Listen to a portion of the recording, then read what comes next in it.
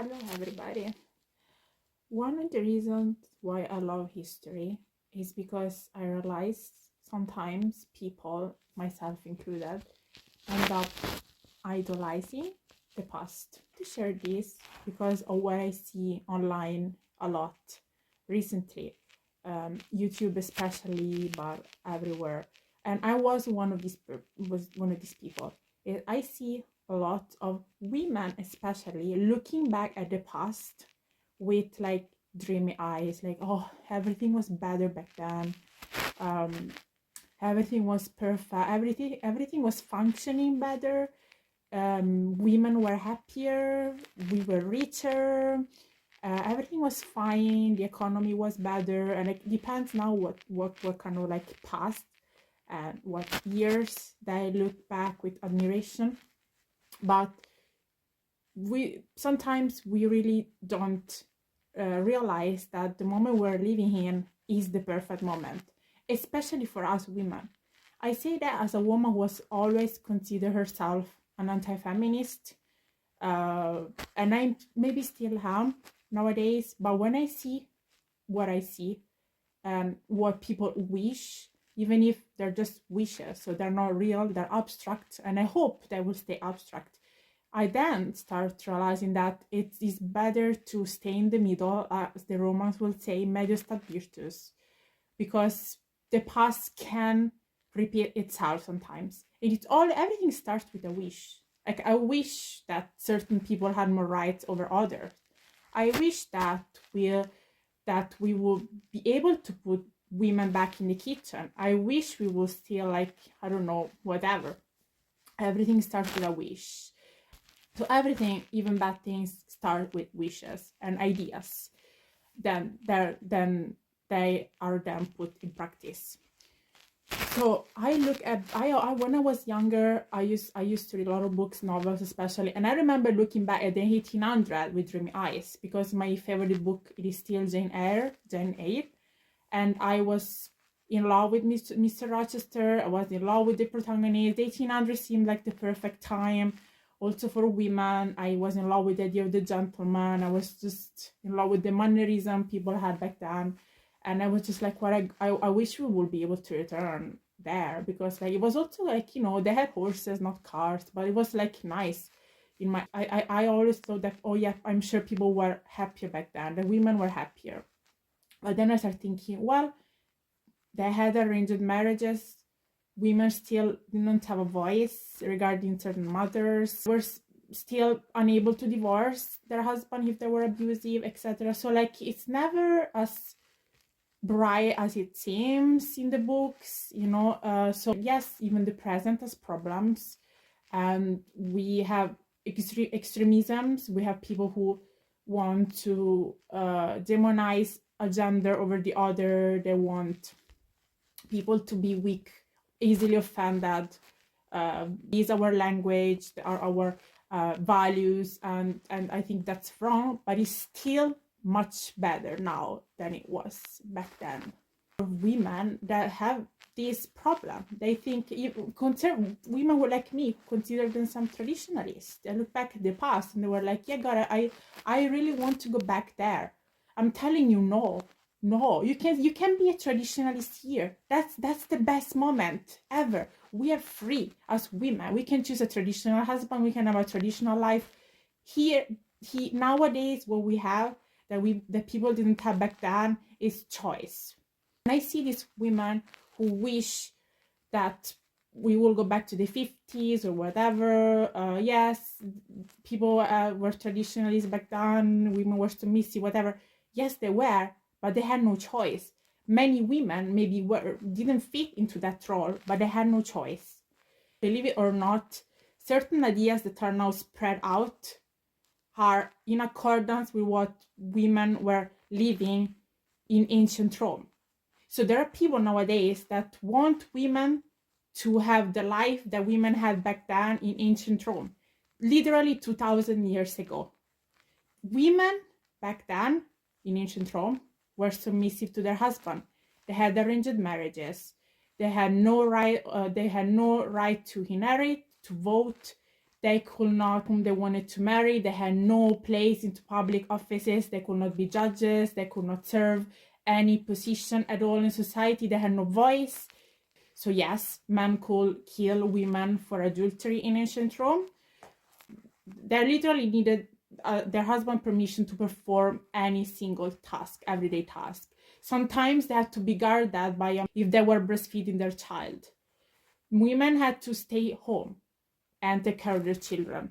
It was a patriarchal structure, pater familias. The man had power over the life and death of every single member, their kids included. The father had the right to force a woman to have an abortion even if she didn't want.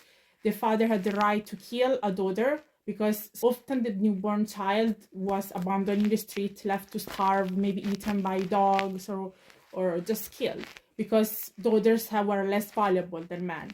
So the husband had also the right to kill a newborn child. He thought that, it's another daughter, we have enough of them. Now, the situation of women changed from republic to empire. And this is very interesting, because then the things we became all of a sudden a little bit more modern. And it's so interesting how open-minded they became when they went from republic to empire.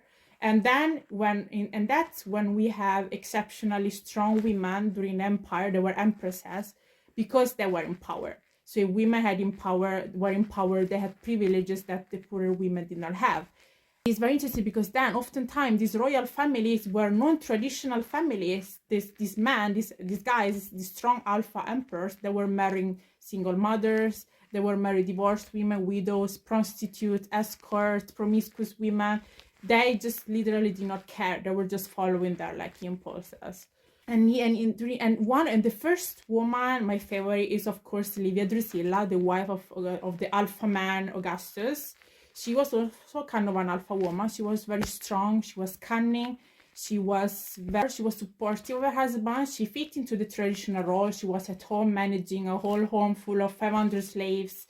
She was managing the home and being in charge of the education of their children. She was herself very educated, came from a royal, noble, important family.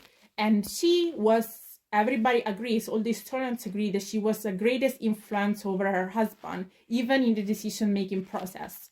So, for example, one of the things that she did, and she her husband to put laws in place that were favoring women.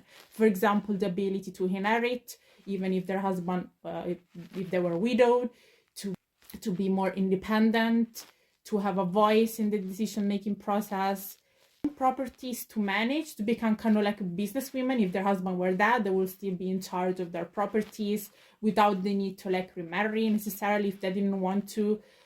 Divorced her husband, the previous husband, while she was pregnant of the second child, and married Augustus out of love. They never had kids of their own. Even if Augustus really wanted a son, she never gave him a son. She gave him 2 sons from a previous marriage, but he was happy like that because they married for love and they stayed for a long time together.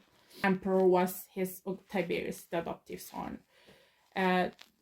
She was a phenomenally interesting and cunning woman. Some people, some historians portray her as negative. Tacitus thinks she was very think that she was kind of like a manipulative woman, controlling, especially towards her son. She really wanted her son to become emperor, obviously to gain power. But the second woman that I came to think of during the empire that was exceptional, of course, this is not a moral argument. Many of these women I find were disgusting, but it was just to show how the situation changed and how women had more power and agency over their own bodies and their own life, even though they made bad choices. Was Augustus' daughter Julia the Mayor, I believe. She was a rebel, wild, free-spirited girl. She had a horrible life because she was forced to marry 3 men that she never loved, because Augustus was a very traditionally minded man and he forced her to marry at 18. Her cousin whom she didn't love. Then Tiberius, her step brother whom she didn't love. And then at age 18, Augustus' friend Marcus Agrippa, who was a man in his 50s, who she didn't love. Even though they had kids, she was not happy. She was constantly cheating. She was a cheater. Everybody knew she was a cheater over her husband in the whole of Rome. Everybody knew she liked to party, drink, and being promiscuous. And though her father was patient, at the end of at some point, he decided to exile her because of this bad behavior. Another woman that had a similar lifestyle was Valeria Messalina, the wife of Emperor Claudius. She was extremely promiscuous. She was a prostitute, a working prostitute. There are accounts of her competing with another prostitute, and she won the competition because she managed to have sex with, I believe, 30 men the same day. So she was obviously not attracted by her husband. I believe she was also forced to marry Claudius. They had a son, but Claudius was also like disabled. He was stuttering, and he knew that his wife was doing what she was doing. And another woman, still wife of Claudius, and also his niece, was Agrippina Minor, mother of Nero. She was an awful woman. She also very controlling and manipulative over her son Nero. She wanted him to get power. She managed. She maybe even killed Claudius' son from Valeria Messalina to be able to have her own son get into power. She was basically, everybody agrees that she was the mind behind Nero, so she was basically all the decisions. She was merciless. She had her plans. She was very like controlling over her son's life, but still was an extremely influential woman of the time. So these were just examples. So these were the example of the 4 women of ancient Roman women that really that were exceptions during that time, a time where women had no voice. And I just like the idea of making short videos about history in ancient Rome, and for people who are interested. Maybe I understand some people are not, but I want to make them short. And if you guys have ideas, you can share them with me, and I can keep making them. Not necessarily about ancient Rome, even like other arguments, other topics, but goodbye.